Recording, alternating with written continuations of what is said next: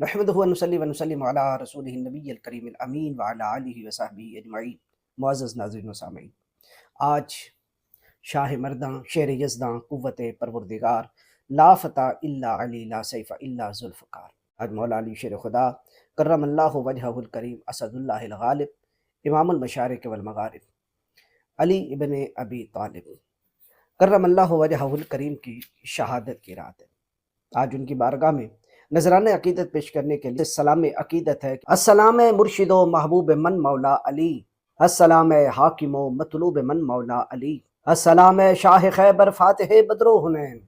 السلام شاہ شاہاں نور من مولا علی۔ کون مولا علی شیر خدا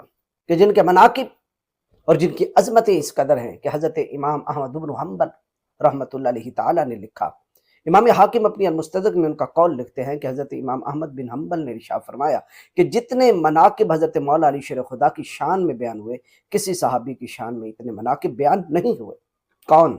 کہ جو بچپن سے ہی نبی کائنات جان دو عالم صلی اللہ علیہ وسلم کی پرورش میں آ گئے اور آقا کریم جان دو عالم صلی اللہ تعالی علیہ وسلم کے مقدس کاشانہ میں رہنے لگے، حتیٰ کہ جب آقا کریم جان دو عالم صلی اللہ تعالی علیہ وسلم کی بعثت ہوئی، 40 سال پورے ہونے کے بعد 41ویں سال کے پہلے دن، پیر کے دن، منگل کے دن، حضرت مولا علی شیر خدا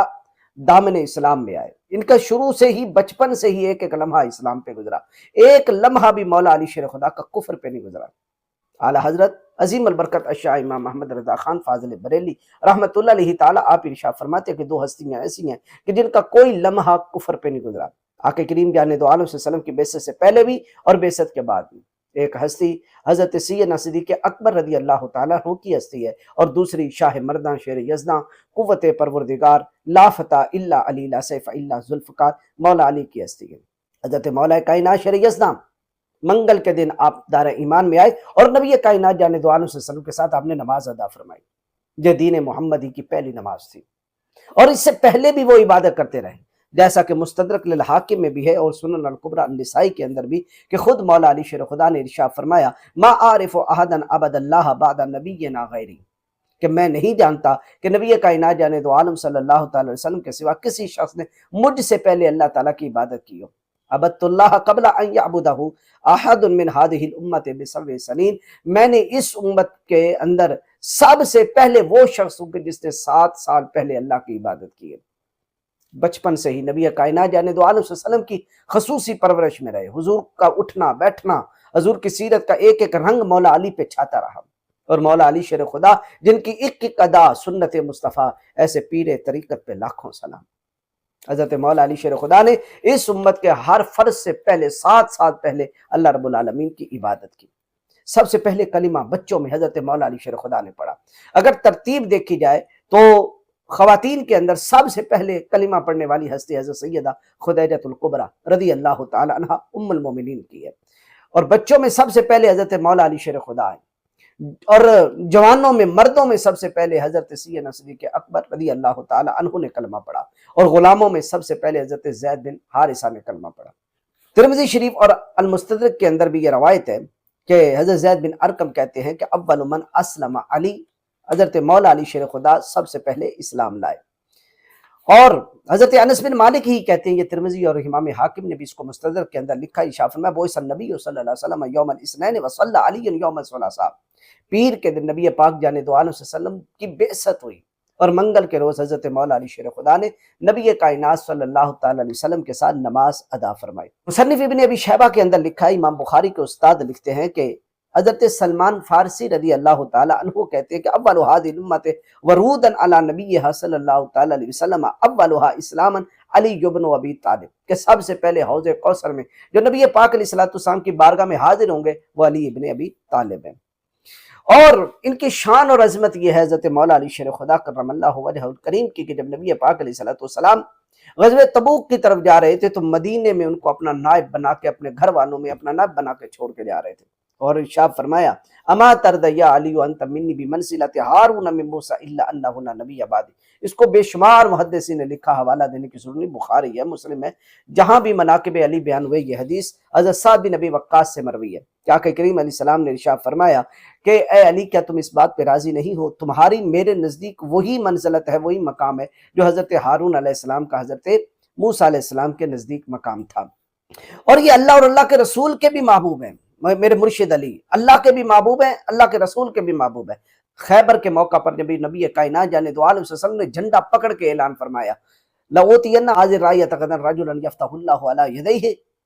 يُحِبُّهُ اللَّهُ وَرَسُولُهُ وَيُحِبُّهُ اللَّهُ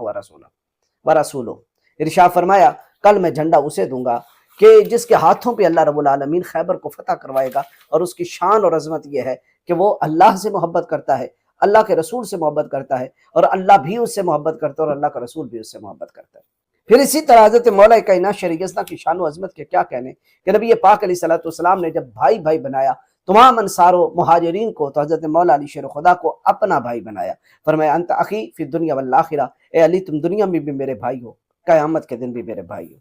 امام ترمذی لکھتے ہیں اور امام طبرانی اپنی معجم الکبیر کے اندر لے کر آئے، اور امام ابن ابی عاصم نے اپنی سنہ کے اندر روایت کیا کہ نبی پاک علیہ الصلوۃ والسلام نے، حضرت جابر بیان کرتے ہیں کہ غزوہ طائف کے موقع پر آقا کریم علیہ الصلوۃ والسلام حضرت علی المرتضیٰ شیر خدا سے سرگوشیوں میں بات کر رہے تھے، تو کسی صحابی نے کہا کہ آج بڑی دیر آپ چچا زاد یا رسول اللہ آپ اپنے چچا زاد بھائی سے بڑی سرگوشیاں فرماتے رہے، راز کی باتیں کہتے رہے، تو آقا کریم علیہ السلام نے ارشاد فرمایا من تجیتہ ولکن اللہ انتجا، کہ صرف میں نے ہی سرگوشی نہیں کی، علی سے اللہ نے بھی سرگوشیاں کی ہیں۔ اور نبی کائنات جانے دو عالم صلی اللہ علیہ وسلم نے حضرت مولا علی کی شان اس قدر بیان فرمائی اور ان کی عظمت اور ان کے مناقب کا ایک پہلو یہ بھی ہے جس کو امام ترمذی نے بھی بیان کیا، امام ابو یعلا نے بھی اپنے مسند کے اندر بیان کیا کہ حضرت ابو سعید خدری کہتے ہیں کہ نبی پاک علیہ السلام نے ارشاد فرمایا یا علی لا یحل لاحد یجنب فی ھذا المسجد فی ھذا المسجد غیری وغیرہ، کہ یہ مسجد نبوی میں کسی کے لیے جنبی کے لیے حلال نہیں ہے کہ میرے اور تیرے سوا کوئی حالت جنابت میں مسجد میں آئے، صرف میں حالت جنابت میں مسجد میں آ سکتا ہوں اور علی تم مسجد میں آ سکتے ہو۔ بلکہ امام حاکم نے جو اپنی سنن الکبریٰ کے اندر روایت لائے اس کے الفاظ یہ تھے کہ آقا کریم علیہ السلام نے ارشاد فرمایا الا لا یحل ھذا المسجد لجنب ولا لحائض الا لرسول اللہ وعلی وفاطمہ والحسن والحسین الا قد بینت لکم الاسماء لا تضلوا بعدی۔ ارشاد فرمایا کہ مسجد نبوی کسی جنبی اور حائضہ عورت کے لیے حلال نہیں ہے، لیکن رسول اللہ کے لیے حلال ہے، علی کے لیے حلال ہے، فاطمہ کے لیے حلال ہے، حسن اور حسین کے لیے حلال ہے۔ خبردار میں نے یہ نام بتا دیے تاکہ تم میرے بعد گمراہ نہ ہو جاؤ، یعنی یہ 5 تن پاک کو ممتاز فرمایا۔